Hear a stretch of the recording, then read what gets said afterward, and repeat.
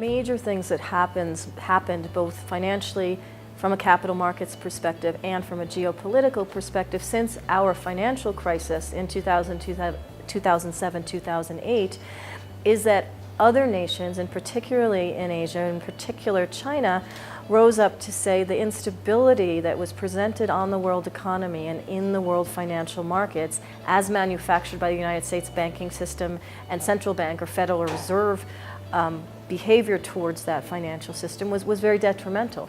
And as a result, they grew from the standpoint of a geopolitical perspective, as well as economically at the same time, as well as vocally in terms of criticizing what the U.S. had done and the risk that it impues upon the world.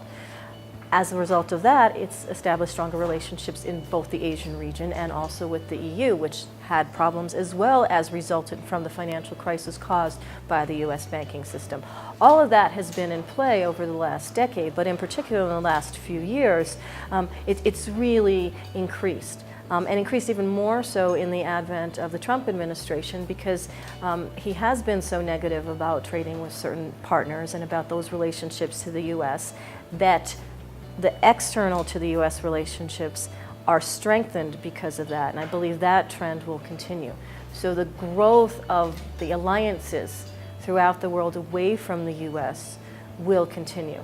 And I see that as both a short-term factor in driving the financial markets and capital flows, as well as something that will evolve in the longer term. There are pitfalls to that. A lot of debt has been created in the wake of the financial crisis because the Federal Reserve and by its requirements, the European Central Bank and the Bank of Japan have reduced rates to such an extent throughout the world. There's so much cheap money, it's gone to lending to corporates.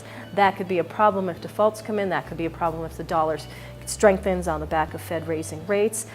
So those are things that could actually bring a major crisis or a meltdown in financial markets if those central banks step off that pedal of cheap rates.